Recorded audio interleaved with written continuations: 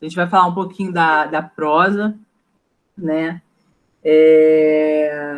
Trazendo aí as características, os principais artistas, né? Na verdade, não os artistas todos, na verdade, os artistas que eu digo assim, os escritores, né? A gente vai falar sobre eles. A gente vai falar sobre conceitos importantes, né, como tipos de romance, uma coisa que aparece bastante na prova, né, perguntando se é romance histórico, se é romance urbano, se é romance regionalista, enfim, a gente vai conversar sobre isso, tá? Só que antes da gente conversar sobre isso, a gente tem uns exercícios para fazer, ainda da parte de poesia, né? Então, eu vou projetar esses exercícios aqui, a gente vai fazendo junto, vai comentando, tá bom? Deixa eu colocar aqui para vocês. Calma aí.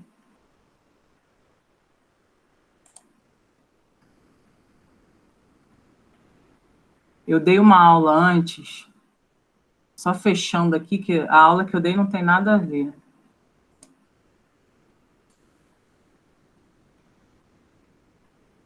Tá, agora sim.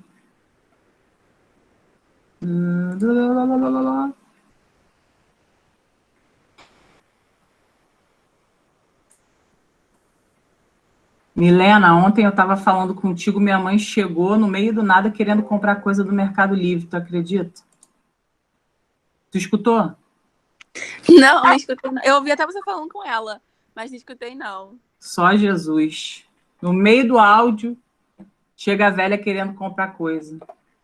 As mães de vocês estão assim também, querendo comprar coisa? Vocês estão assim, deixa eu fazer uma comprinha, já que a gente não pode ir ao shopping. Assim. Eu quero tudo que tá na internet, sinceramente.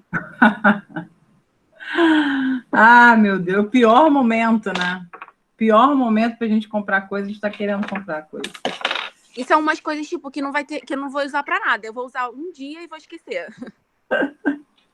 Exatamente. Deixa eu botar o fone aqui, que eu tenho um vizinho aqui que tem um cachorro, que o cachorro escolhe exatamente nos momentos em que ele vai latir. Aí ele pensa assim, quando for 1 hora, eu vou latir, porque é a aula daquela filha da puta lá, e aí, e não sei se podia falar palavrão, mas, enfim, não me importa também.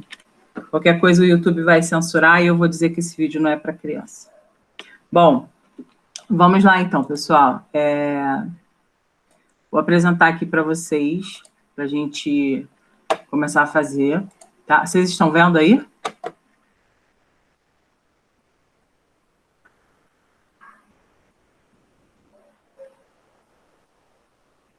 Tá aparecendo aí para vocês? Tá. Tá, beleza. Então, vamos lá. Nós vimos os exercícios de fixação e agora a gente vai partir para o romantismo no vestibular, né? Então, temos aqui Souza Marques, temos Enem, temos Unigran Rio, temos Vassouras, que é a mesma banca da Estácio, o UERJ.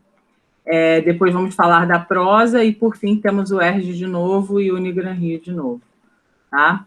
Vamos lá, então, pessoal.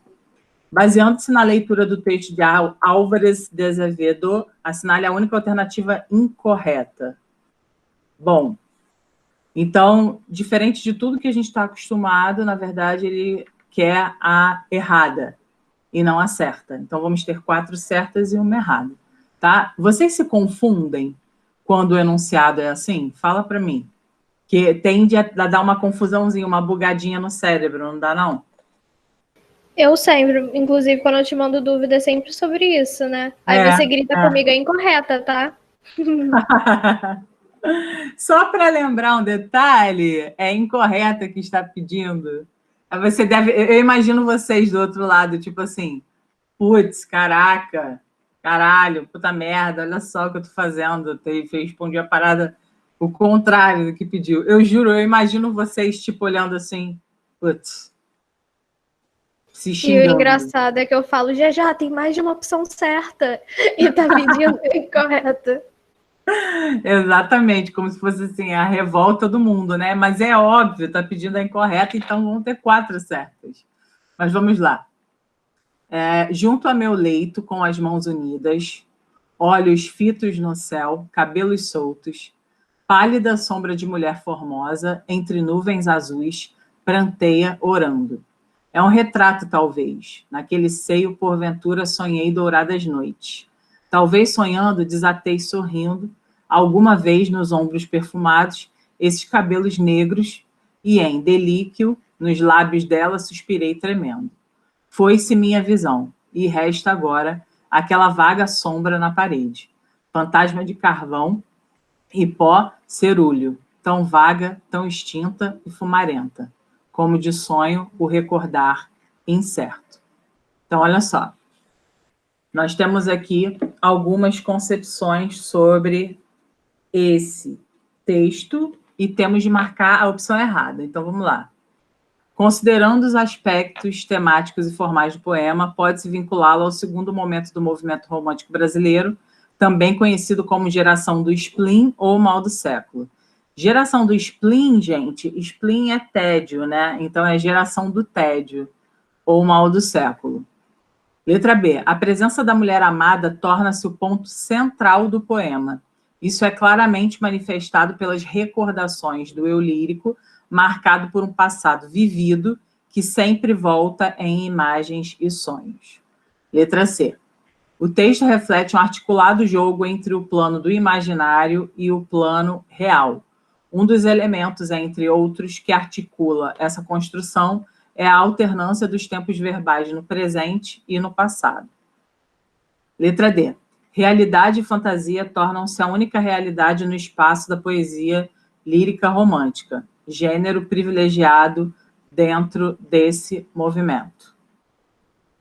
Letra E. Álvares de Azevedo pertence à geração considerada perdida por Mário de Andrade, modernista brasileiro. Então, pessoal, olha só.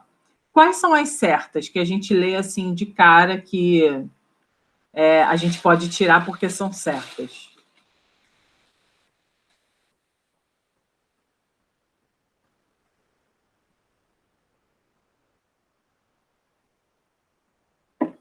Quais opções são certas? Quais declarações aí são, de fato, pertinentes? É? Uhum. Ah, é? Beleza, então calma aí. Calma aí. A letra E é certa. Então, na verdade, a certa... Eu vou botar vermelho porque eu estou eliminando, tá? Porque como a gente já admitiu o padrão de que a amarelinha é a resposta certa, é o gabarito, eu vou colocar isso como vermelho. Tá, vamos lá. Qual outra que a gente pode eliminar?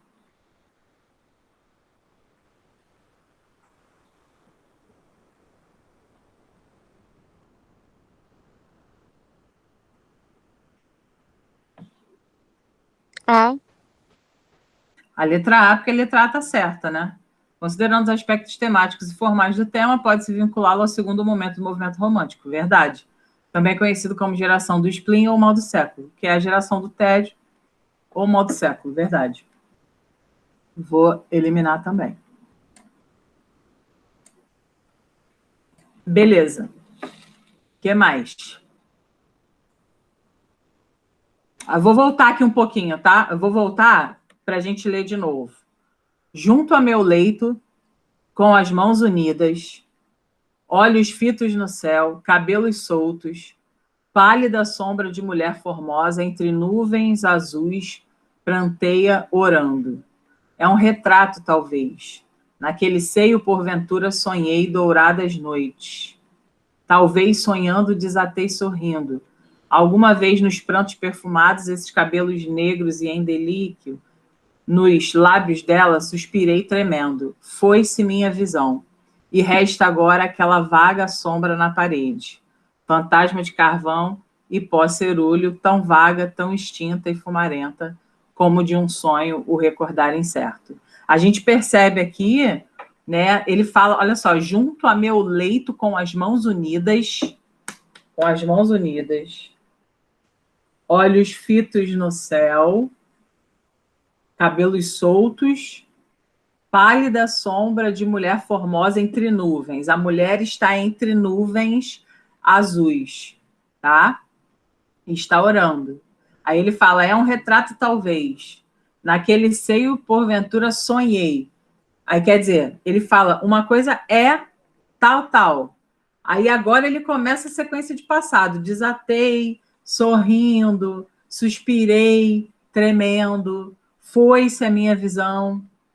Aí depois ele vem, né? E resta agora aquela vaga sombra na parede. E aí? Qual outra a gente elimina? A B.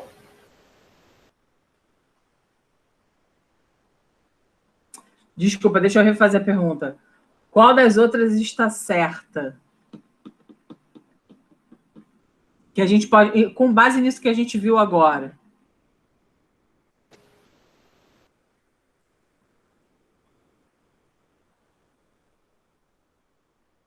C? Sim, porque o texto reflete um articulado jogo entre plano de imaginário e plano real. Um dos elementos, entre outros, que articula essa construção é a alternância dos tempos presente e passado. De fato, né? Fica uma imagem que ele faz sobre e a realidade. Então, essa aqui também, deixa eu tirar aqui, letra C. Pronto. Também fala. A minha dúvida na D é que ele fala a única realidade, tipo, isso é errado, isso é certo? Vocês que vão me dizer. Porque, olha só, eu tenho um questionamento, inclusive, no ano dessa questão, houve um questionamento muito forte sobre ela. Por quê? Veja bem. Na letra B, ele fala, a presença da mulher amada torna-se o ponto central do poema.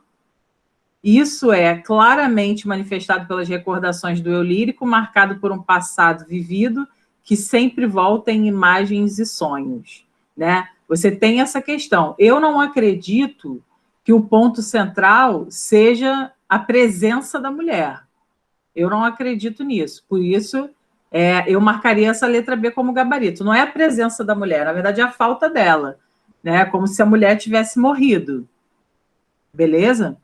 Só que, ao mesmo tempo, na letra D, tem essa questão, né? Realidade e fantasia tornam-se a única realidade no espaço da poesia lírica, romântica, gênero privilegiado dentro desse movimento.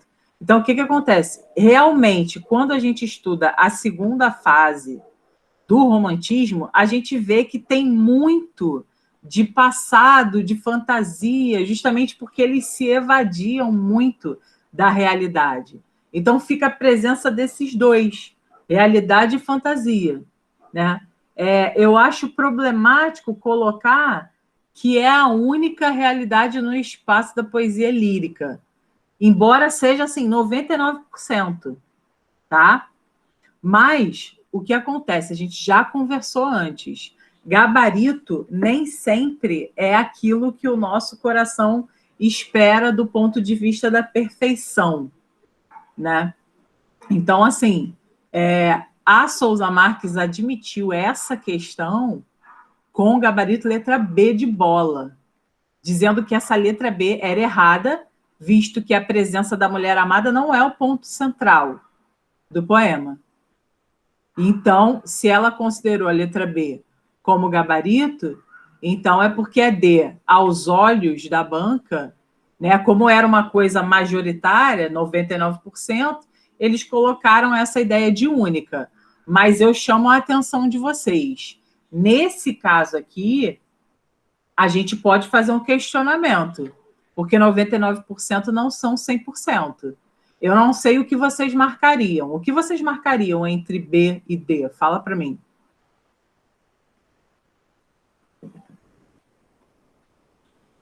Não sei, eu fico nessa fissura de único somente, eu acho que eu marcaria D como errado. Uhum. É verdade, mas o gabarito é letra B de bola. Gabarito oficial. Então, foi a letra B. Essa aqui seria admitida como correta pela maioria, né, das poesias líricas lidarem com a questão da fantasia e da realidade presente, principalmente nesse segundo momento poesia romântica, tá, pessoal? Então, assim, questionável essa questão? Questionável, assim como várias já foram questionáveis, né? Assim como várias a gente já cansou de discutir e pensar assim, cara, pô, isso tá errado, né? Só que, enfim, foi o que eles consideraram, tá? Inclusive a Souza Marques, quando fez essa questão, ela e a Feso eram da mesma banca, né?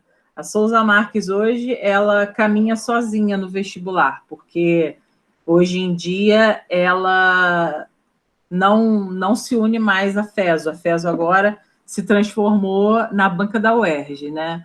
Então, nessa época, inclusive, tanto Souza quanto Feso eram os vestibulares em que mais se tinha problema, porque eles admitiam uma coisa como gabarito e eles não mudavam de jeito nenhum.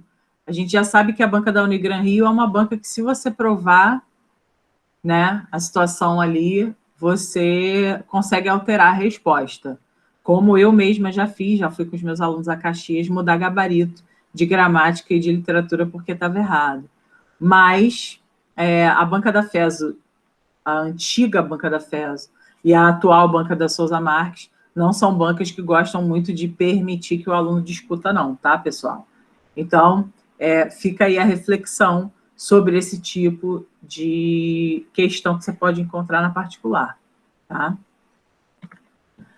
No Enem, pessoal, vamos ver como isso apareceu no Enem. O Enem diz assim: é ela, murmurei tremendo, e o eco ao longe murmurou: é ela.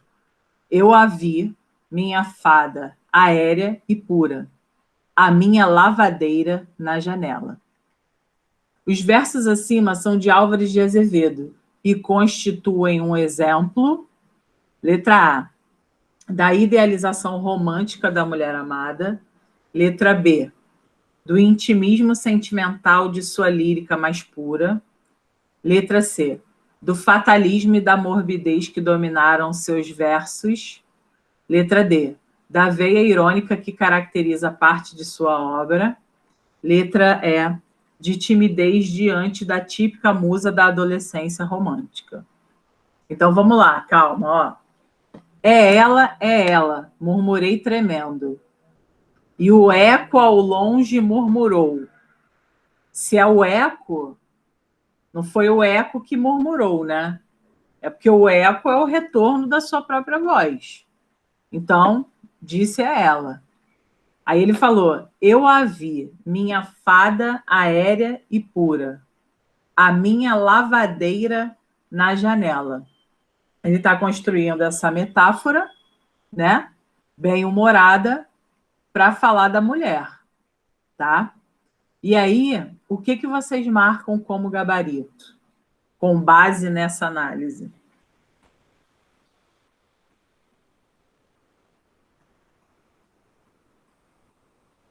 Vamos eliminar? Eliminem para mim. Veja, chamar a atenção de vocês para uma coisa. Veja que dentro dessas opções aqui, nós temos várias características do romantismo. Só que precisamos nos ater ao que estamos vendo aqui. Ok? Aqui. Vai lá. Elimina é? Elimina é. A C. Elimina C. Vamos com calma. Então, elimina E, elimina C. Tem uma outra que pode eliminar fácil, pessoal. Olha essa aqui. Idealização romântica da mulher amada. Tu idealiza a tua mulher, tu vai chamar a tua mulher de lavadeira? É isso que eu tinha ficado confusa, que ele fala minha fada aérea pura, minha lavadeira. Tipo, qual foi o sentido, assim, disso? Então, se eu te disser o sentido, eu vou te dar a resposta. Primeiro eu vou eliminar a letra A. Que idealização romântica você não traria, né? Porque o que é a idealização, se não você colocar num outro plano, né? Você colocar a pessoa em um outro plano, um plano das ideias que não existe, né? Que você, no caso, gostaria que fosse, mas que de fato não é. E aí, pessoal, olha só, a gente fica entre intimismo sentimental de sua lírica mais pura e a gente fica com a veia irônica que caracteriza parte de sua obra. Aí você poderia pensar assim, já, entre essas duas, eu tendo a marcar mais uma. Só que eu vou marcar, é um tipo de gabarito, a resposta dessa questão, no caso, é um tipo de gabarito que a gente marca, mas marca com medo. Porque a gente não tem, eu estou pensando como aluno, tá? A gente, enquanto aluno, marca esse gabarito com medo, porque a gente não tem noção do todo, tá? O que vocês marcam aí? O que vocês marcariam? Eu tava pensando na D, porque, tipo, essa parte dele falar, tipo, fada, era, e depois fala minha lavadeira, tipo, parece meio irônico. Tem uma quebra, né? Tem uma quebra. Não tem uma quebra? Tipo, tu fala isso, e aí como, né? Como que isso se manifesta, assim? Como que você pode olhar e falar que a sua fada virou sua lavadeira de repente? Isso aí tem um humor. E o humor nasce muito da ironia, né, pessoal? Então, de fato, essa questão aqui, esse aqui é o gabarito, letra D. Só que, por que eu falei que vocês marcam com medo? Vocês marcam com medo justamente porque vocês não conhecem o resto da obra. Mas aí faz como? Vocês têm que marcar alguma coisa. E aí dá uma olhada na letra B, ó. Intimismo sentimental de sua lírica mais pura. Intimismo sentimental, ele está debochando aqui. O que é o deboche, cara? O deboche é ironia. É você criar um humor em cima de uma situação. Tá? E esse humor é marcado por isso que a Milena falou, né? Ele fala a minha fada e depois ele fala a minha lavadeira na janela. Tudo bem ou não, pessoal? Oi, já. Fala, amor. Eu tinha ficado entre A e a D, mas, tipo, o sentido da lavadeira, eu não pensei, tipo, tipo, da pessoa que lava mesmo. Eu pensei, tipo, do animal, porque tem um animal que é um inseto, eu acho, lavadeira. Então, tipo assim... Mas olha só, mas eu tô falando desse sentido também. Eu não tô falando da mulher que lava, não. Mas, tipo assim, é porque ele fala minha fada era. Então, a lavadeira, ela é um inseto. Então, de repente, tipo, significava uma liberdade. Eu não sei, eu dei uma viajada total. Tá, mas de qualquer maneira, você tem uma quebra de expectativa aqui. Porque você está falando de uma mulher, você está falando de uma fada, e aí, de repente, você bota a fada para um inseto? Como que é isso? Entende, Sara, o que eu estou querendo dizer? Aham, entendi agora. Entendeu? Então, essa aí, D de dado. Vamos ver o que a Unigran Rio pediu sobre essa questão aí do romantismo. Relacione este trecho ao seu respectivo estilo, de acordo com as informações contidas nas alternativas a seguir. Então, vamos lá. Da tribo pujante que agora anda errante, por todo inconstante guerreiros nascer. Sou bravo, sou forte, sou filho do norte, meu canto de morte, guerreiros, ouvir. Aí ele fala, letra A, barroco, e ele explica, o homem barroco é angustiado, vive entre religiosidade e paganismo, espírito e matéria, perdão e pecado, as obras refletem tal dualismo permeado pela instabilidade das coisas. Letra B, em oposição ao barroco, esse estilo procura atingir o ideal de simplicidade. Os árcades buscam na natureza o ideal de uma vida simples, bucólica e pastoril. Letra C. Romantismo. A arte romântica valoriza o folclórico nacional, que se manifesta pela exaltação da natureza pátria, pelo retorno ao passado histórico e pela criação do herói nacional, que seria, no caso aí, o índio. Letra D. Parnasianismo. A poesia é descritiva com exatidão e economia de imagens e metáforas. Letra E, modernismo. Por ser original e polêmico, o nacionalismo nele se manifesta pela busca de uma língua brasileira informal, pelas paródias e pela valorização do índio verdadeiramente brasileiro. E aí, pessoal, olha só, a gente não estudou parnasianismo e modernismo ainda, mas a gente consegue perceber que todas essas definições aqui são certas. Todas elas, de todos os movimentos. Tá? Então, assim, barroco aqui não faz sentido, né? A gente tem ali tribo. A palavra tribo ela já remete a algo para a gente, já traz a questão do índio. Né? Então, perceba como, por exemplo, na Unigran Rio, a coisa caiu de uma maneira mais tranquila, mais de identificação, e não propriamente de interpretação. Tá? Então, vamos pensar nisso. Aqui eu acho que não resta dúvida, pessoal. A gente marca o quê?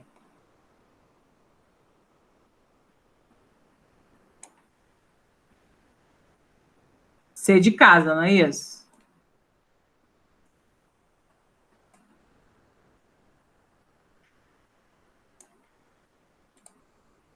Estão me ouvindo?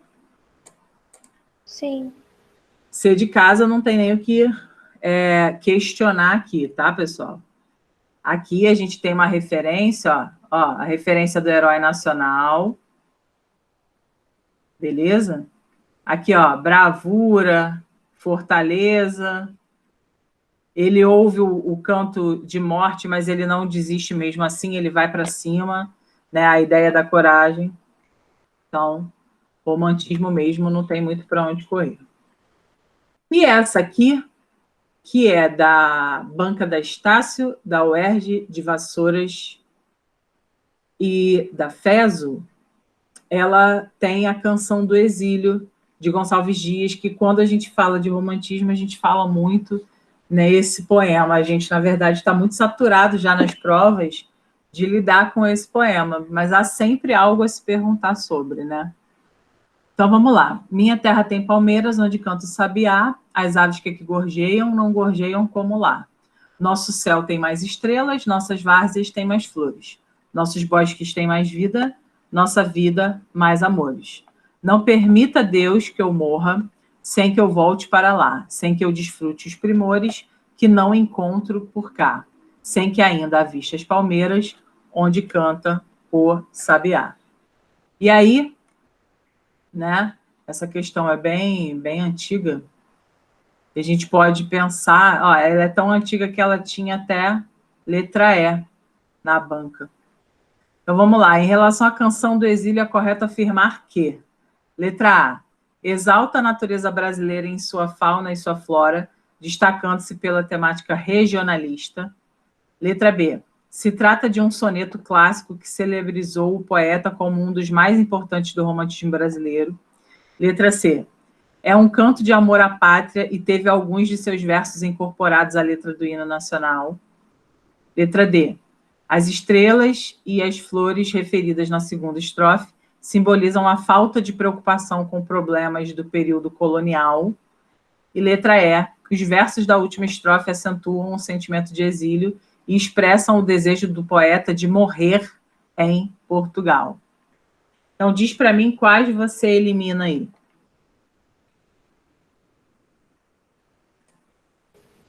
A D. A D de dado. O que mais que a gente pode eliminar?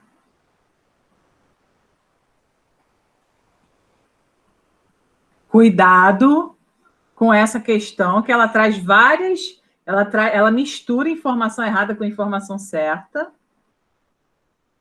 Cuidado. Pode tirar C também? A C não. A C é a resposta. É um canto de amor à pátria e teve alguns dos versos incorporados à letra do hino nacional. Nossos bosques têm mais vida. Lembra?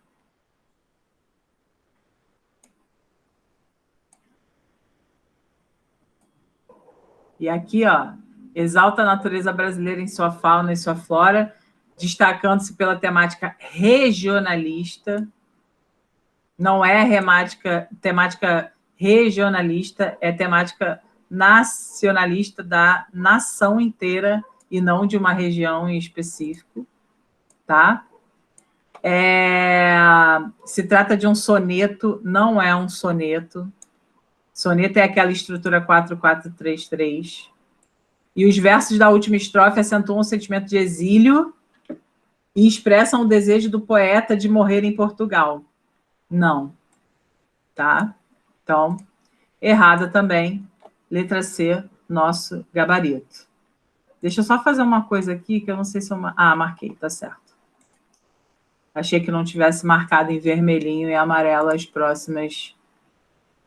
as questões anteriores, mas agora tá tudo de boa. Tá? Então, pessoal, esse primeiro momento a gente tirou para fazer essas questões, tá? Alguma dúvida quanto às questões? Fala para mim. Tudo bem. Tudo certo? Então, vamos avançar, pessoal. Vamos, então, entrar na prosa romântica para a gente fechar o romantismo, né? Esse romantismo é um movimento que a gente já sabe. Cara, as provas estão lotadas dele. O romantismo, ele é muito importante porque ele faz parte de um século importante para a literatura. Um século muito, como é que eu posso dizer? Muito fértil, né? Um século muito fértil. A gente está falando do século XIX, início do século XIX, a metade do século XIX para frente. Tem realismo, tem parnasianismo, tem naturalismo, tem simbolismo, tem uma cacetada de estilo de época. Tá? Então, esse século é muito importante, por isso, né, não é à toa que ele é o que as provas mais gostam. Né? Século XIX para frente na literatura é o que mais se pede. E aí, pessoal, olha só, quando a gente fala de prosa romântica, a gente está falando agora de textos em prosa, ou seja, deixamos a poesia de lado, não mais estamos nessa ideia de poesia, saímos, agora abandonamos esse tipo de estrutura para falar de uma estrutura que ficou muito difundida, de um gênero textual que ficou muito difundido, que foi o romance, tá? Então, o romance, a partir de agora, a gente vai falar um pouco dos romances que permearam a prosa romântica no Brasil. Esse romance, que é esse gênero textual, né, que tem personagem, tem um enredo, né, tem várias constituições ali de ambiente, ele, a partir de um determinado momento, ficou muito difundido, e principalmente com a ajuda da mídia, né? A mídia, vamos entender mídia como a ideia ali da imprensa, né? A ideia do jornalismo, porque a gente tem um jornalismo vivendo um impulso absurdo nessa época. Inclusive, os jornais, eles traziam um folhetim, que era, na verdade, né, um capítulo de uma história que era acompanhada ali diariamente. Eu não sei se vocês pegaram essa época, mas eu peguei, eu posso falar, tinha um determinado momento que o jornal O Globo, ele construía, na verdade, ele fazia com que a gente construísse fascículos, né, toda uma enciclopédia, vendendo fascículos todo domingo.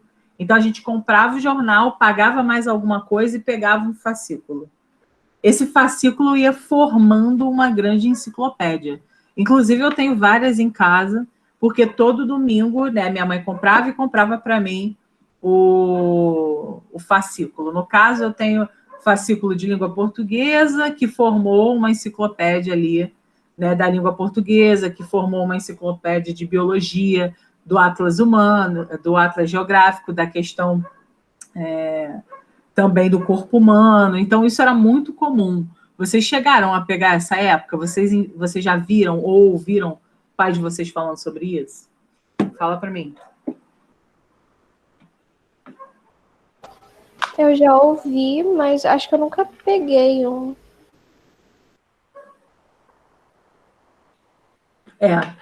Isso é uma coisa assim, eu lembro de, sei lá, 12 anos, eu tinha 12, 13 anos, né? Então é algo mais antigo, nem tinha celular naquela época, né? O celular era uma coisa muito, enfim, não pertencia ainda, não tinha chegado, né, aqui. Então as pessoas eram muito focadas nessa coisa do papel, né? É claro que aqui a gente está falando do século XIX, né? É uma realidade diferente do século que eu estou falando, tá? Então, a gente, obviamente, tem que pensar ali, né, trazer, guardar as devidas proporções. Mas aqui a gente tinha publicações, que são esses folhetins, que eram lançados no jornal diariamente. Isso foi criando um público, isso foi atingindo um público, sobretudo de mulheres, estudantes, comerciantes, que isso fez com que o romance ganhasse um destaque surreal, né? Porque as pessoas ficavam naquela ansiedade por consumir aquele tipo de informação, que era um negócio absurdo, né? Então, é como a gente não fica assim com as séries hoje. Antigamente, eles ficavam assim com o folhetim. Eu botei até um exemplo aqui de folhetim para você dar uma olhada, olha só. Isso aqui é um exemplo de folhetim daquela época, tá? E aí as pessoas iam juntando isso, e é óbvio, né? É óbvio. O fato de você construir um tipo de publicação que demanda fidelidade do teu público é o que faz você cada vez mais avançar em busca desse sucesso que foi, né, no projeto de espalhar o romance por toda a sociedade burguesa da época. Então, se você vende uma ideia que precisa de outra para fazer sentido, você tem aí a manifestação do folhetim como essa grande ideia, né? Existiam as publicações, as histórias, e as coisas não eram colocadas assim, na mesma hora. Eu botava um num dia, outro no outro, e isso vai criando uma fidelidade de público absurda, tá?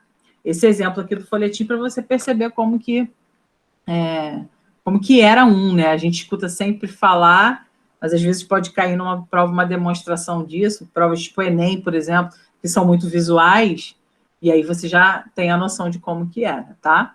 Eu botei aqui para você o seguinte, ó, a literatura populariza-se a partir do surgimento da prosa romântica. O romance foi, a partir do romantismo, um excelente índice de interesses da sociedade culta ou semiculta do Ocidente.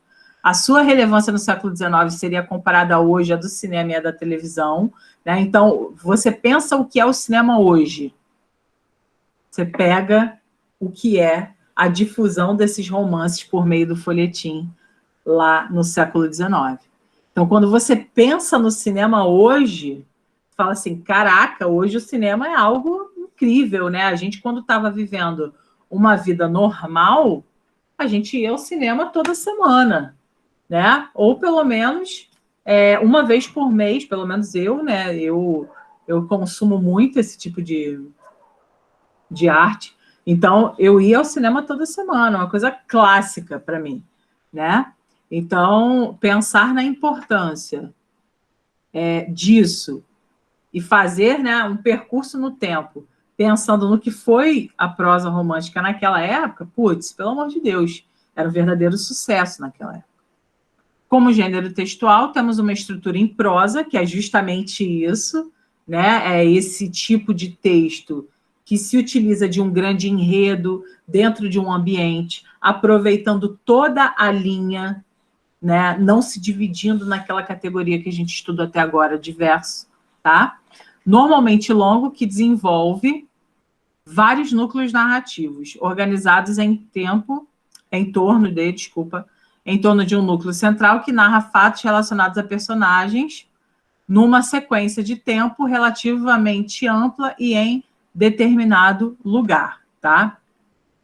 Os principais... Deixa eu tirar isso aqui, porque eu descobri que eu posso ditar para o Word, né?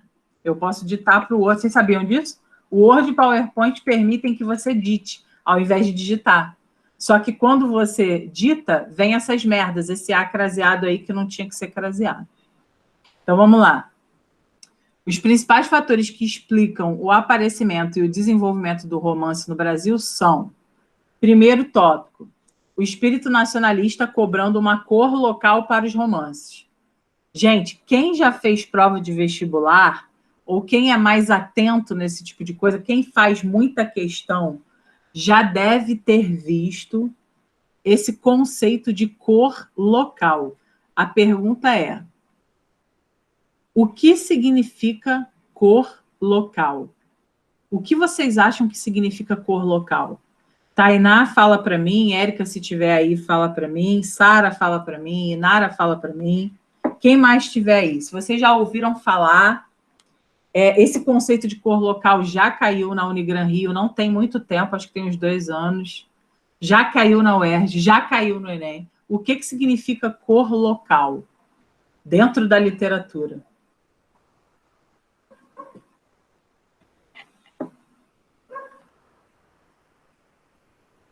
Alguém sabe? São as características do espaço mesmo, tipo, as... Ai, meu Deus, como é que explica isso? Não sei explicar, mas, tipo, o contexto mais nacionalista mesmo, pegar as características do lugar. Beleza, quero ouvir os outros também. Fala aí.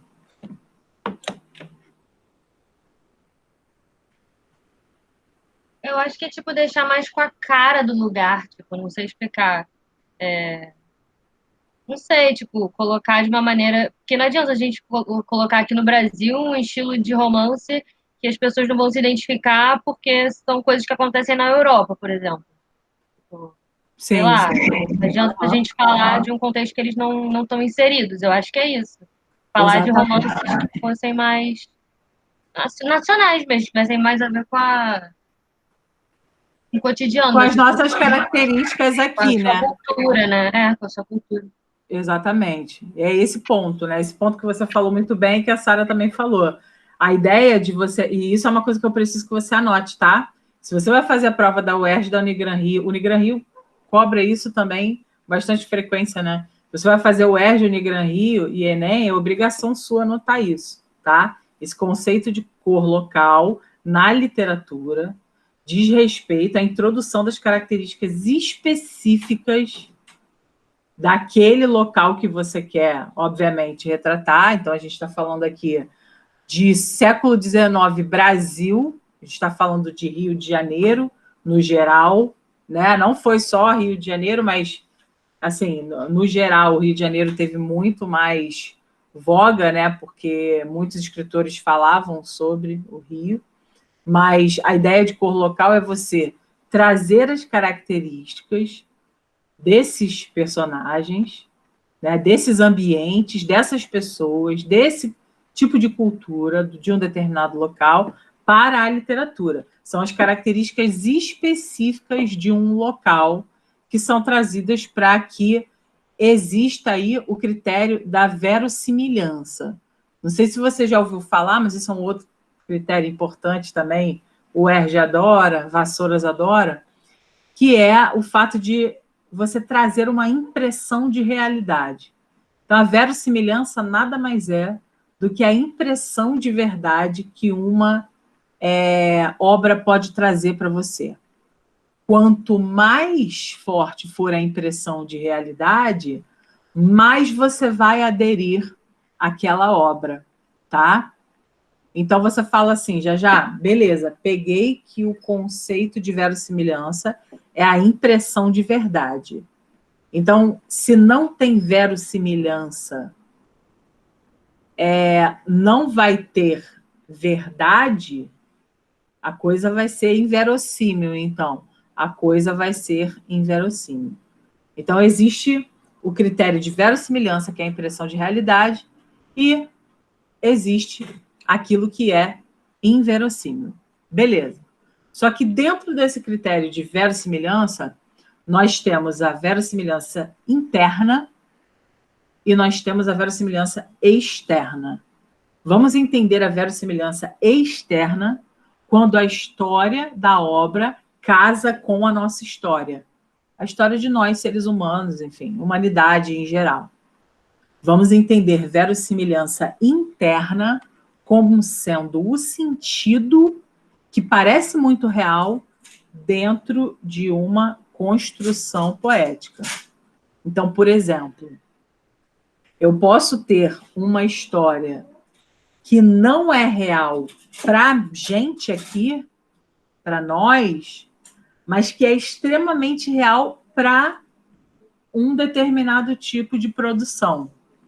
Vamos pensar nos filmes dos super-heróis? Vamos pensar no Super-Homem, por exemplo. Verossimilhança externa não existe, porque não casa com a nossa vida real. Verossimilhança interna, total. Faz todo sentido. Beleza ou não, pessoal? Mas já, às vezes a verossimilhança externa tem a ver com catarse também, ou não? Às vezes a verossimilhança externa pode produzir a catarse, exatamente. Você se vê ali, né, naquela situação, e aí você, putz, passa por esse processo catártico, porque você está passando a mesma coisa que aquele personagem, né? Mas vocês entenderam essa diferença? A ideia de você ter uma realidade que não é a sua, mas que faz todo sentido dentro de uma produção? Sim ou não, pessoal? Sim. Beleza, isso é um conceito muito importante, tá? Então, a ideia de verossimilhança externa e verossimilhança interna. Oi, Jajá. Fala, meu amor.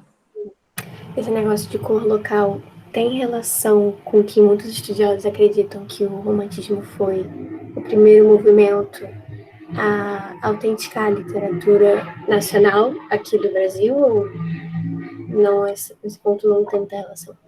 Então, vamos lá. Quando a gente fala que o romantismo, a gente está falando já de muita coisa, amor. Na realidade, a gente tem o romantismo como um movimento muito, muito amplo, né? Muito amplificado.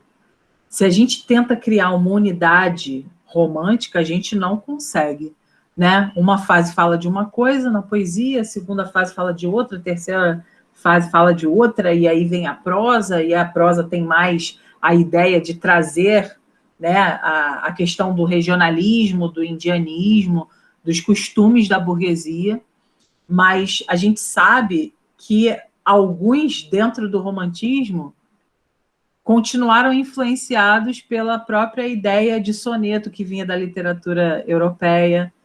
Então, se você me pergunta assim, já essa coisa de cor local, você acha que tem direta relação com o fato de que, de fato, estava se tendo uma literatura nacional? Eu te digo que não. Não no romantismo. No modernismo, sim.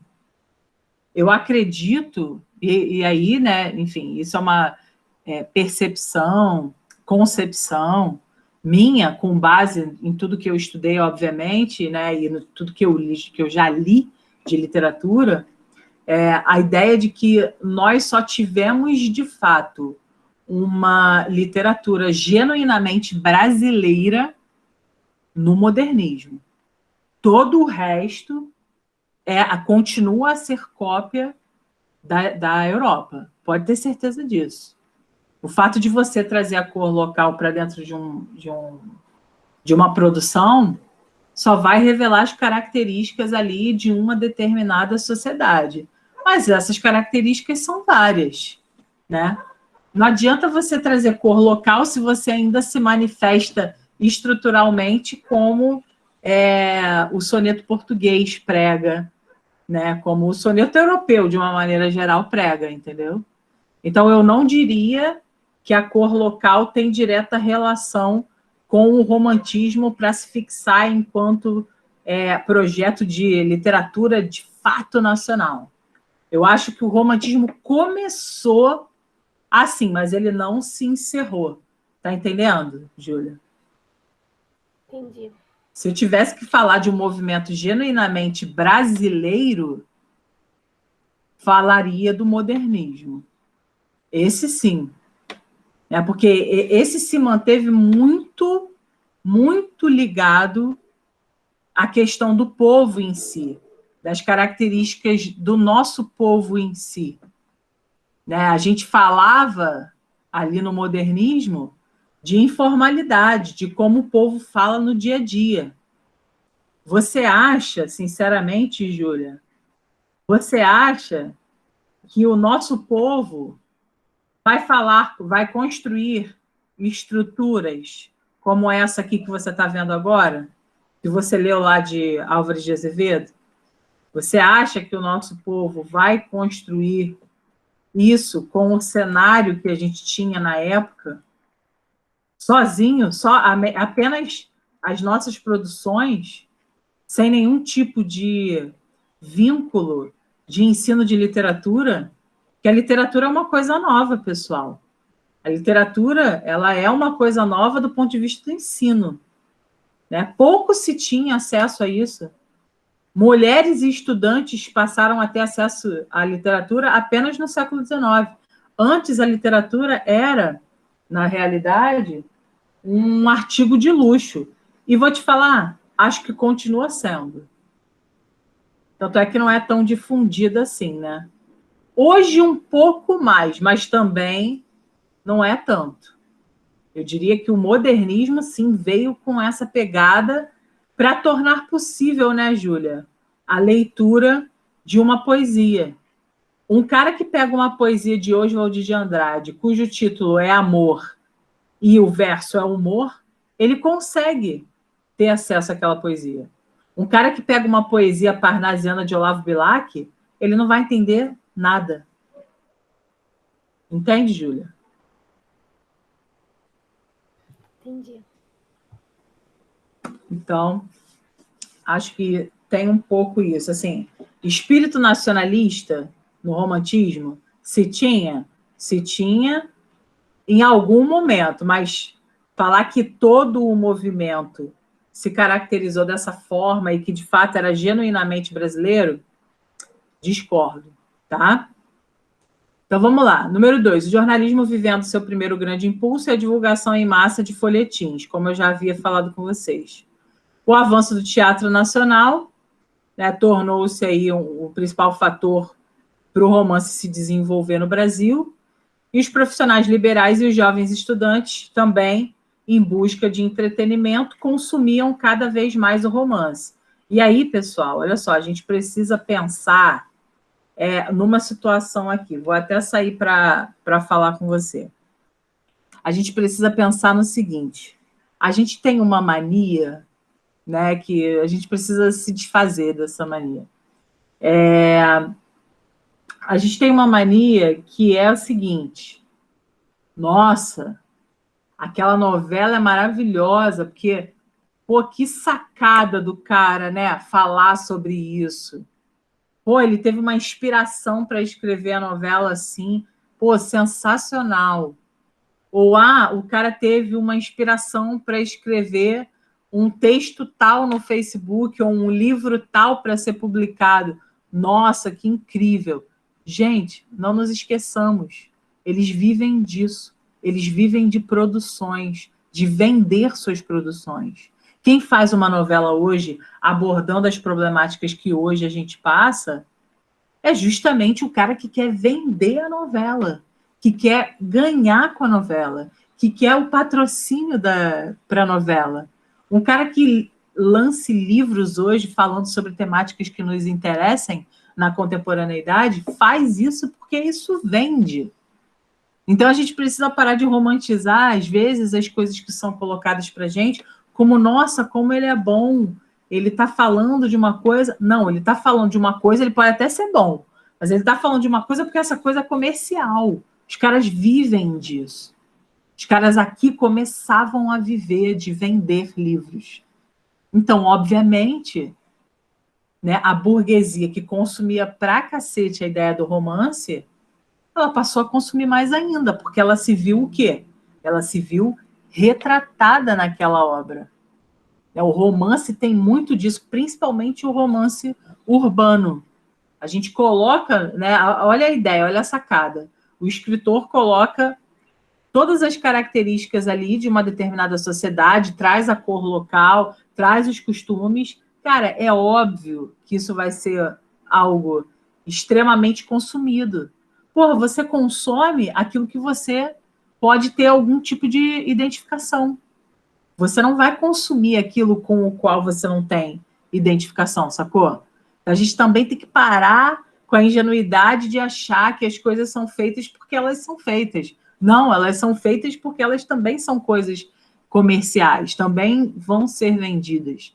Principalmente quando a gente está falando aqui de um público-alvo, de um público leitor que está começando a se formar. E de uma série de escritores que está começando a ter, na verdade, uma relação muito próxima com essa coisa de vender livros, de viver disso. Né? Hoje em dia, no Brasil, é difícil você vender, é difícil você viver de produções. Né? Você vê que hoje o poeta, o cara que é poeta, normalmente, ele faz isso por hobby, né? Não porque isso é um puta de um emprego que dá um puta dinheiro para ele. Infelizmente, não. Hoje a gente vive uma outra realidade. Mas se for parar para pensar, nunca deu tanto assim. Né? As pessoas consomem pouco literatura. Por isso que eu falo, eu acho que a literatura continua a ser um artigo de luxo, por mais difundida que esteja. Né? Não sei se está tão difundida quanto deveria estar. Mas vamos lá. Seguindo aqui, temos o seguinte, né? O marco inicial e os principais autores dessa prosa romântica. Respondendo às exigências do público leitor, surgem romances que giram em torno da descrição dos costumes urbanos e de amenidades do campo, ou que apresentam imponentes e selvagens personagens concebidos pela imaginação e ideologia românticas com os quais o leitor se identifica, pois retratam uma realidade que lhe convém, justamente isso que a gente conversou agora. A realidade que eu sei que o meu público quer é a realidade que eu vou colocar na minha produção. O marco inicial da prosa romântica no Brasil ocorre em 1844, com a publicação de A Moreninha, de Joaquim Manuel de Macedo. Não sei se vocês já leram, tá? A Moreninha, mas é bacana a gente pensar um pouco sobre, tá? E aí eu vou contar um pouquinho a história só para você se localizar, só para você entender um pouco, né? Que é o seguinte, na Moreninha a gente tem um romance que se configura da seguinte forma. A gente tem um menino, né, chamado Augusto. Ele é um menino que se apaixona com facilidade. Vamos colocar assim. Ele se apaixona com facilidade. Ele e os amigos estudavam medicina, né? E, obviamente, viviam, enfim, né, comemorando, festas e tal. Fazia parte ali, né, quem fazia medicina da época fazia parte daquela burguesia, com poder e tudo mais. A ideia principal da Moreninha é o seguinte: o Augusto, ele era um cara muito sacaneado por se envolver facilmente, assim. E aí, numa das festas, né, das comemorações que se faziam dentro do enredo da história, o Augusto, ele não queria, na verdade, passar a vergonha de se apaixonar novamente. Então, ele fez uma promessa. Ia haver uma festa na casa da avó de um dos amigos do grupo, e o Augusto prometeu para esses amigos, e prometeu para a avó que ele não ia se apaixonar por ninguém, tá? Ele não ia se apaixonar, que ele ia se segurar. Afinal de contas, ele fez uma promessa para uma menina, quando ele era mais novo, de que ele não ia mais se apaixonar por ninguém. Se apaixonou por ela, mas ele prometeu que não ia mais se apaixonar por ninguém. Acontece que rola a festa, e aí ele encontra uma menina, né? Carolina, que era uma menina morena, era a Moreninha, né? E aí, porra, ele não aguenta.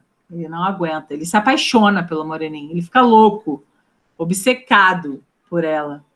E essas histórias, assim, de amor, elas acontecem muito, né? Isso é muito do gosto burguês, aquela coisa de final feliz, sabe? Eles adoravam isso. E aí, obviamente, os escritores se utilizavam disso para as obras. Acontece que, como ele havia apostado que não ia se apaixonar por ninguém, e ele acabou se apaixonando por ela, ele perdeu a aposta. E a aposta era, na verdade, que ele escrevesse um romance sobre a sua vida. A prenda que ele deveria pagar era escrever um romance sobre o que aconteceu com ele. Só que o mais legal disso tudo é que quando ele encontra essa Carol, que é a moreninha, que ele disse que nunca mais ia se apaixonar por ninguém, para uma menina lá atrás do passado, lá quando ele era mais novo, quando ele encontra essa menina, essa moreninha, na verdade, quem é a moreninha? Vou deixar você pensar. Quem é a moreninha? Quem você acha que é a moreninha? A minha menina? A menina que ele prometeu, né, para quem ele prometeu que nunca mais se apaixonaria por ninguém. Então tu pensa assim, caraca, ele fez uma promessa para uma menina numa festa, era criança, falou para ela que nunca mais ia se apaixonar por ninguém. E aí o tempo passa, ele faz medicina, ele está com os amigos, ele faz parte das festas, é um cara muito volúvel às paixões, se apaixona com facilidade, mas promete que numa festa tal ele não ia mais se apaixonar por ninguém. E aí tem essa festa, ele encontra uma mulher, se apaixona por ela e fala assim, putz, que merda, me apaixonei. Só que, na verdade, como ambos tinham seguido caminhos diferentes na vida, ficaram muito tempo sem se ver. E aí vem, na verdade, a revelação para a gente de que a promessa que ele fez para essa menina lá atrás, na infância, ela não se perdeu, porque acaba sendo a moreninha, a menina para quem ele prometeu, para quem ele jurou, né, o amor eterno. Aí tu fala assim, já, que bonitinho. É bonitinho. Isso tinha, né, existia todo um imaginário, né, esse felizes para sempre, sacou? Isso sempre foi o gosto burguês. Tudo terminar bem, né? Essa ideologia, né? Na verdade, essa ideia de que a felicidade plena existe, né, por meio do amor. Isso aí o romantismo tentava trazer muito bem. E aí, tanto é que o romantismo trazia muito bem, que logo depois do romantismo vai ter um movimento negando tudo isso, dizendo que era tudo mentira, que é o movimento realista com Machado de Assis. Machado de Assis vai denunciar todos esses casamentos, todas essas historinhas maravilhosas de amor eterno. Entendeu? Então, assim, é uma coisa bacana da gente pensar. A história de A Moreninha é basicamente isso. Tentei resumir, né? É claro que você, lendo o livro, você pega muito mais, né, os detalhes, mas eu quis trazer para que você já tivesse ouvido falar, né? Então, é interessante a gente perceber como que isso era uma coisa que a sociedade gostava, né? Esse final feliz. Tá bom? Então, botei aqui para você o seguinte. A modalidade de romance adotada por Joaquim Manuel de Macedo era a modalidade correspondente ao romance urbano. E aí é bacana destacar isso aqui, porque isso aqui também é um conceito. Já, quando que eu vou conseguir, na verdade, como eu vou conseguir, numa prova, perceber que se está falando de um romance urbano? Você vai perceber nessa publicação os costumes que estão sendo colocados, os costumes daquela sociedade. Se as pessoas saíam às ruas para caminhar de manhã, se as pessoas se encontravam no bar todos os dias à tarde para tomar uma cerveja, se as pessoas costumavam frequentar igrejas, todas essas características, esses costumes das sociedades, dentro de um texto, podem revelar para a gente que se trata de um tipo de romance X. Assim como num romance em que o índio seja o grande destaque, você vai chamar o romance de indianista, falando ali sobre os costumes do índio, falando sobre o próprio índio. Temos romance indianista. Se a gente tem um romance que fale sobre, né, sobre a sociedade urbanizada, sobre como ela lida ali, como os conflitos se dão ali dentro, a gente está falando de um romance urbano. Então, cada um dos romances tem uma modalidade. Tá? Nesse caso aqui, o Joaquim Manuel de Macedo, ele escrevia muito romance urbano, então ele, em função disso, trazia aí os costumes da sociedade carioca. Tá? Então, coloquei aqui para você poder anotar aí no seu caderno.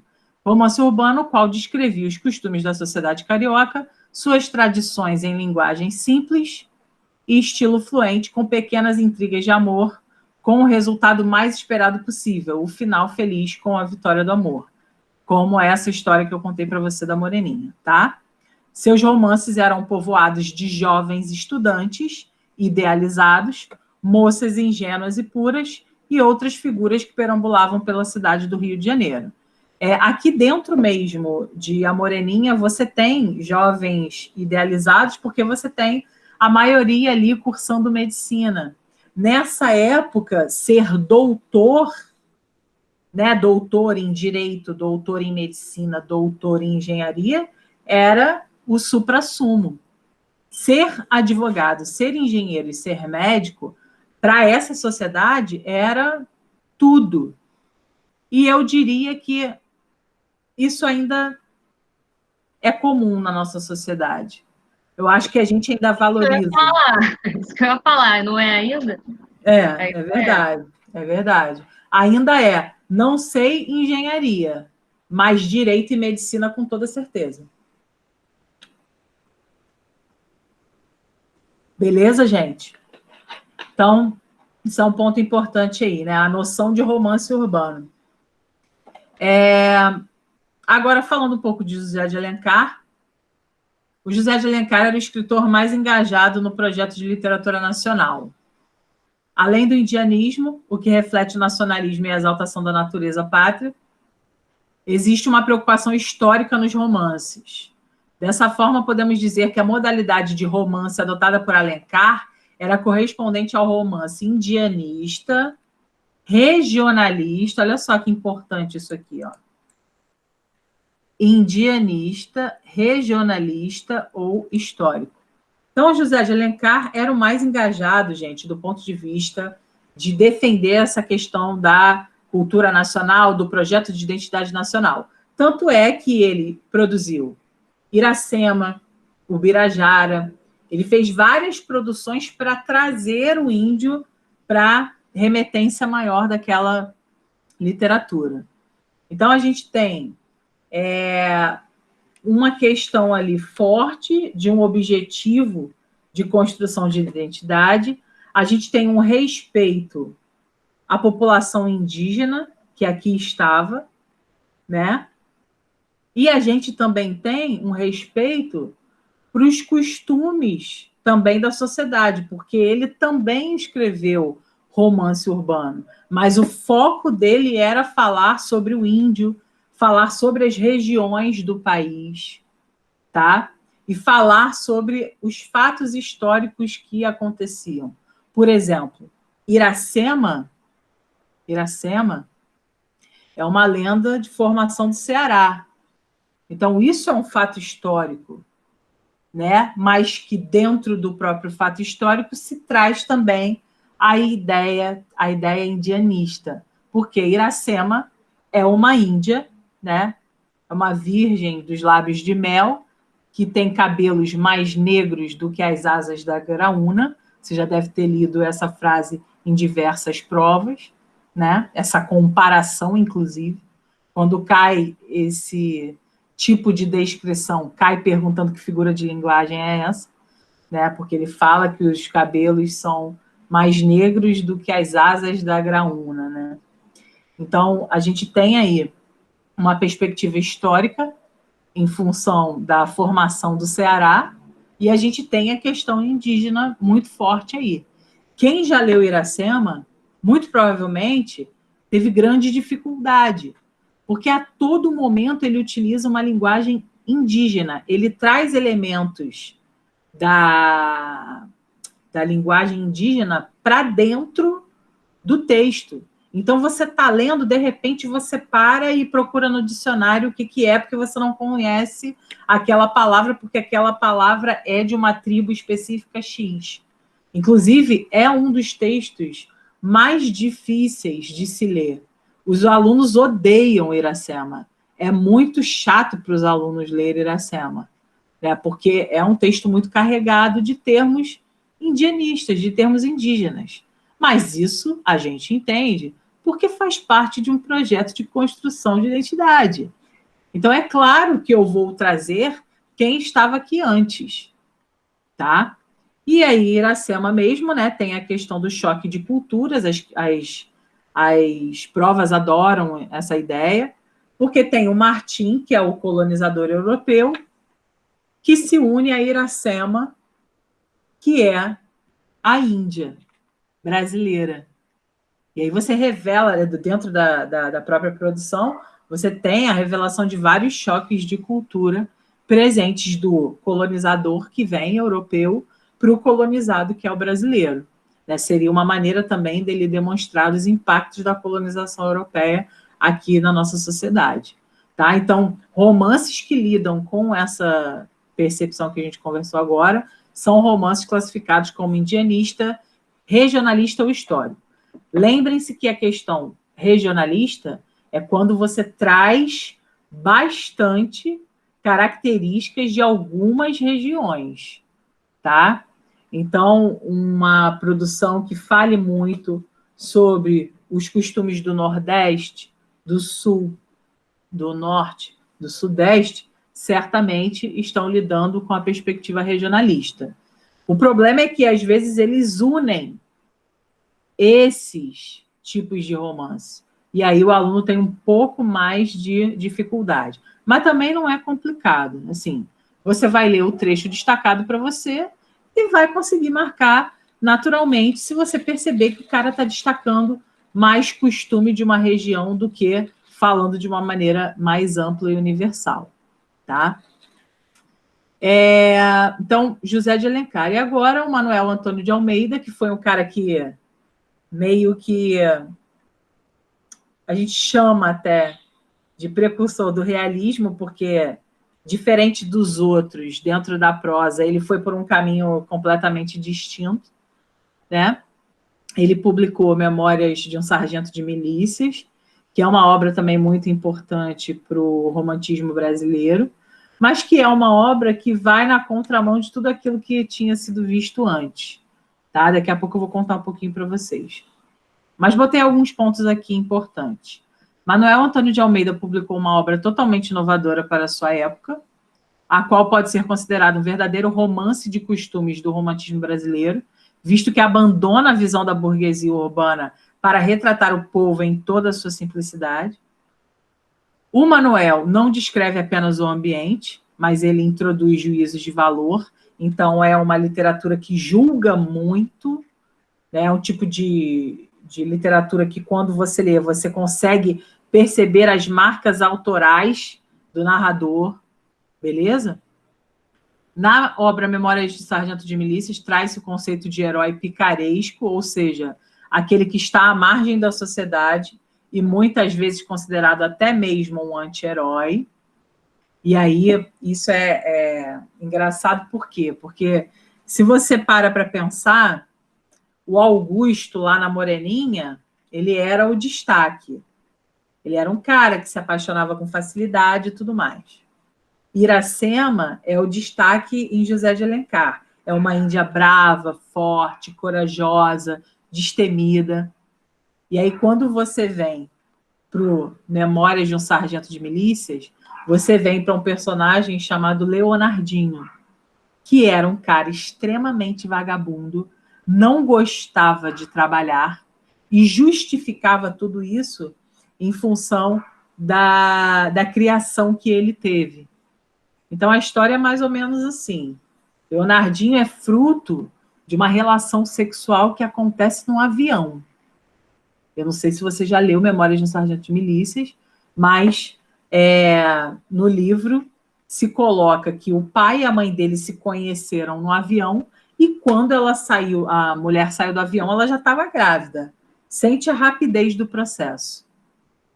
E aí, obviamente, esse filho é o Leonardinho, que faz um bando de merda, é um vagabundo, né, no sentido de não querer fazer nada, é um conversa mole, mas que, num determinado momento, a partir de uma relação que ele estabelece com uma mulher, ou seja, você tem um amor ali, e olha só que bacana a ideia, e as provas exploram muito isso. Quando você está perdido, você encontra um amor, e esse amor te regenera, esse amor recupera você, esse amor tira você daquela zona que é uma zona ruim, é uma zona de não elevação cultural, profissional. Você não consegue se elevar, você não consegue evoluir se você não tem um amor. Isso é cruel, vocês não acham? Digam aí para mim. Qual é o problema de você colocar o amor sempre como um mecanismo que vai transformar a sua vida? O amor de relacionamento. Qual o problema disso? O que vocês acham? Frustrações. Que você depende da outra pessoa também. Exato, exato. A dependência de uma pessoa para você modificar, como se você não fosse o sujeito principal da sua própria vida, né? Você precisa de alguém para que a sua realidade se transforme. Isso aí é o que há de mais cruel, né? Coloca no outro, quando, na verdade, a verdadeira transformação parte de nós, né? E não da outra pessoa.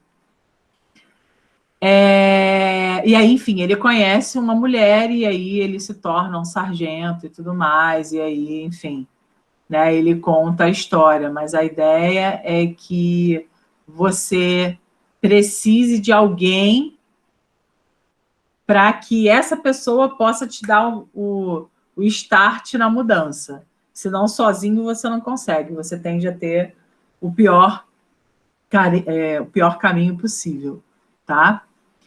Por esse motivo, o Manuel Antônio de Almeida é visto como um precursor do realismo. Sua obra apresenta, contudo, vários pontos de contato com o romantismo, tais como a linguagem descuidada e o final feliz presente no romance.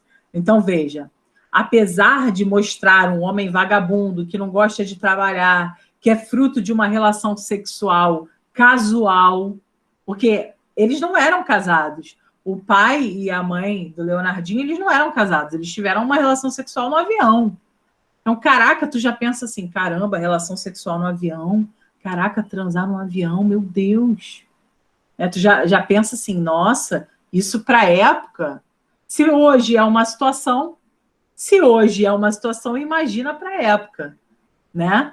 Em que as pessoas só faziam isso dentro de suas próprias casas, né? Porque tem lugar para isso. Imagina lá atrás. Então, você já pega e já traz um personagem com essa irreverência, né?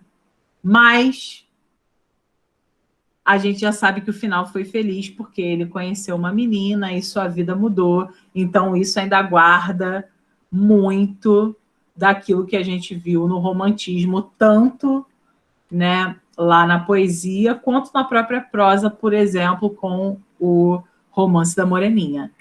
Tá, pessoal? Então, mesmo que ele tenha trazido essa ideia mais irreverente, ele ainda guardava muitas proximidades com a questão do romantismo. E aí, para a gente fechar, quais são as características da prosa romântica? O que a gente vai encontrar, né, nas questões que a gente vai fazer na apostila, nas questões que a gente vai encontrar no vestibular? Quais são as características dessas prosas, né? Esses textos que vão aparecer para a gente? O que a gente precisa olhar? Primeiro ponto é o flashback narrativo, né? Quando o narrador volta para o passado, volta no tempo para poder explicar para você o que o personagem está fazendo agora. Isso se chama flashback narrativo.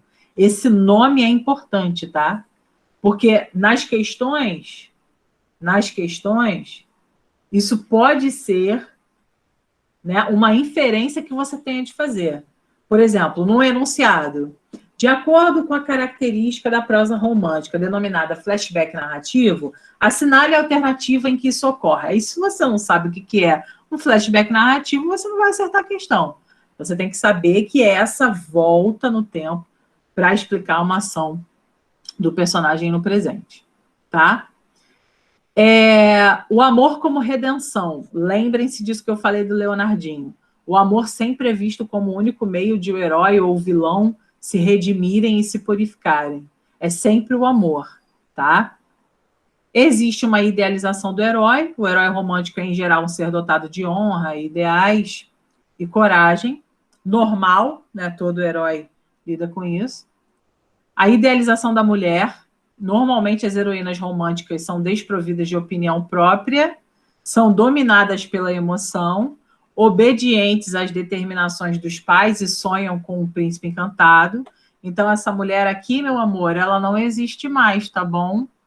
A gente, hoje, tem muita opinião. A gente consegue tomar as rédeas da nossa própria vida. A gente tem lutado, nós mulheres, temos lutado por isso diariamente. Tá? Então, a idealização da mulher para o homem romântico era que a mulher fosse pacífica, era que a mulher fosse submissa, era que a mulher fosse, na verdade, uma respeitadora do que os pais determinavam para ela. Tá? Graças a Deus isso tem mudado. As personagens que são presentes para a gente no romantismo são personagens planas. O que é um personagem plano? É que não mostra alteração de comportamento. Se começa de um jeito, termina do mesmo jeito. Se a moreninha começa tranquila, calma, pacífica, ela vai continuar tranquila, calma e pacífica, tá? Ela não tem alterações comportamentais. Ah, já, mas por quê? Alguém vai ter, sim, no próximo movimento, que é o realismo. Tá? A linguagem metafórica é bastante utilizada. Então, botei aqui para você que a prosa romântica tende à fantasia, à imaginação. Por isso, são frequentes as descrições com adjetivações abundantes, as comparações e as metáforas. Então, isso é uma coisa para você ficar ligado em questão, né? Que a prosa romântica costuma descrever. Se você pega, por exemplo, a página 1 do livro de José de Alencar, Iracema, você vai perceber um cenário descritivo absurdo, com vários adjetivos. Às vezes, as questões vão exigir de você justamente isso. Se você tiver numa particular de medicina, eles vão perguntar qual é a classe gramatical mais presente, você vai marcar adjetivo.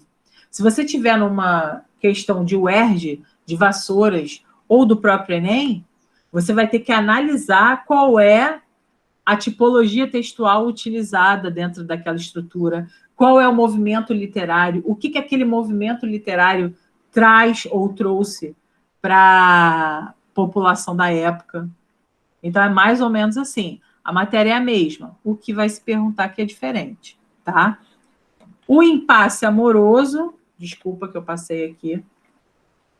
O impasse amoroso é uma realidade, tá? Então, pode ter final feliz ou pode ter trágico, no caso, né? No caso de Iracema, o final é trágico. E o sentimentalismo que permeia toda a produção. Tá bom, pessoal? Eu já passei 5 minutos do tempo, mas você quer que eu faça essa 1 e a 2 e a gente termina? Pode ser? Ou vocês querem fazer sozinhos?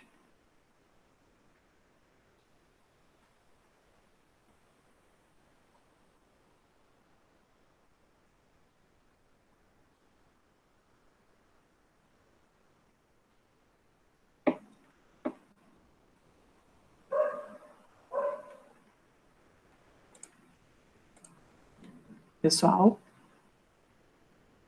Estão ouvindo?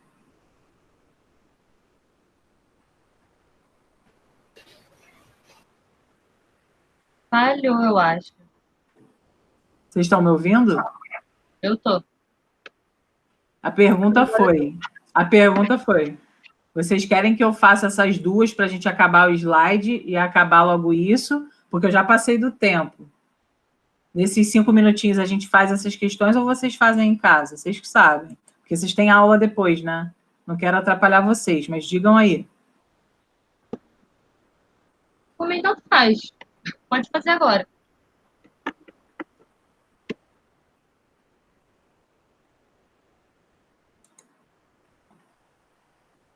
Pode fazer.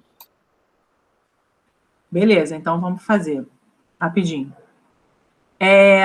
Vamos para essa questão aqui da UERJ, então. Sobretudo, compreendam os críticos a missão dos poetas, escritores e artistas neste período especial e ambíguo da formação de uma nacionalidade. São estes os operários incumbidos de polir o talhe e as feições da individualidade que se vai esboçando no viver do povo. O povo que chupa o caju, a manga, o cambucá e a jabuticaba pode falar com igual pronúncia e o mesmo espírito do povo que sorve o figo, a pera, o damasco e a néspera? José de Alencar, em Prefácio a Sonhos de Ouro.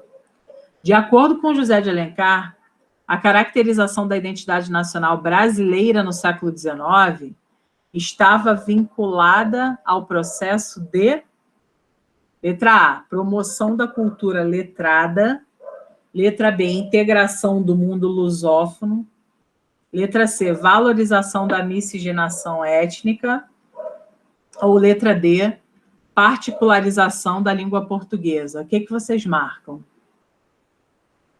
Já. Pode me explicar o que é lusófono? Lusófono, referente a Portugal.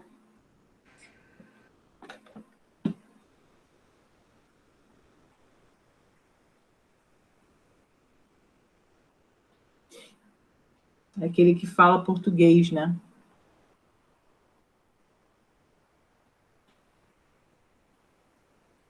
O que vocês acham aí? O que vocês marcariam? É uma promoção de cultura letrada? Leiam de novo essa fala de José de Alencar. Essa caracterização da identidade nacional brasileira que ele traz está vinculada a quê?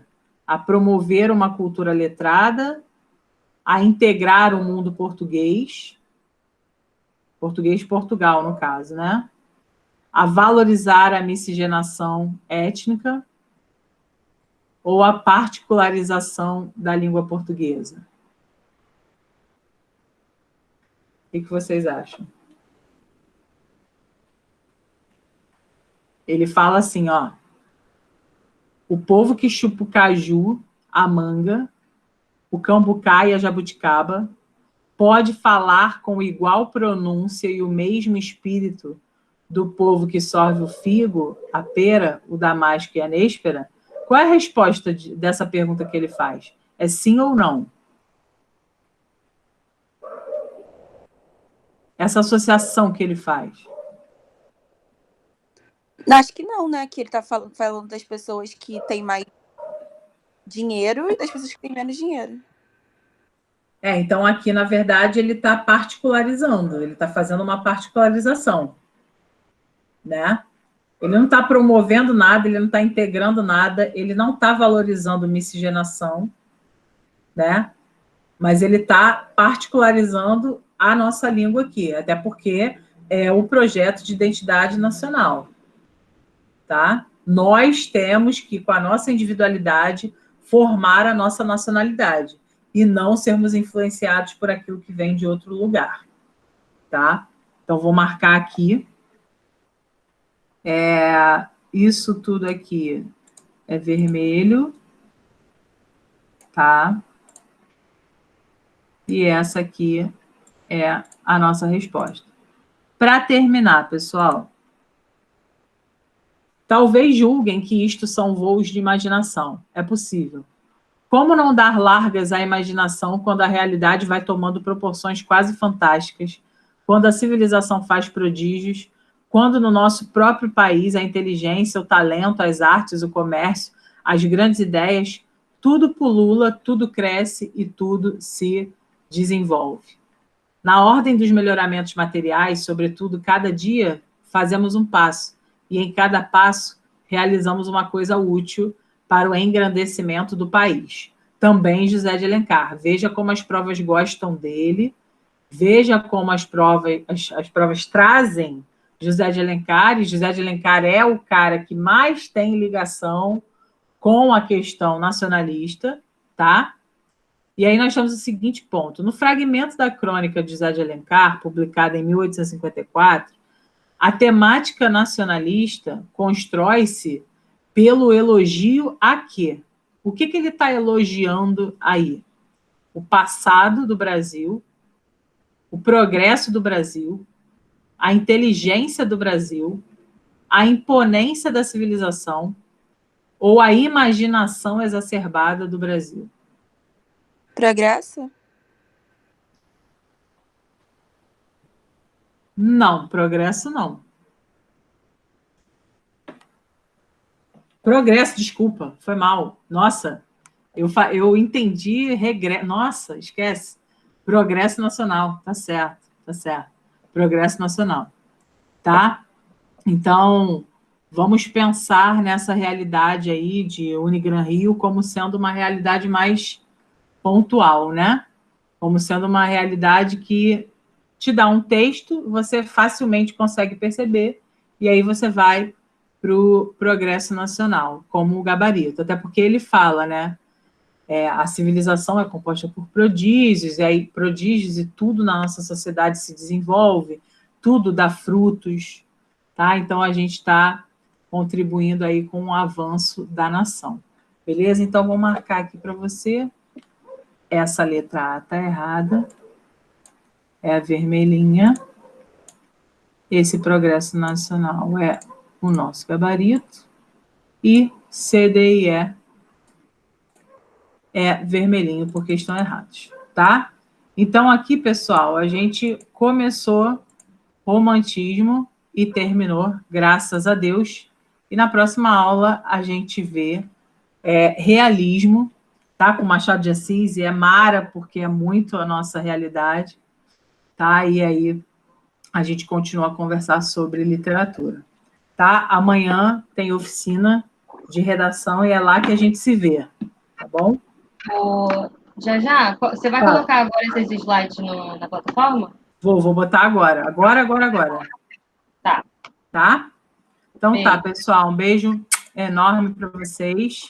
Até a próxima.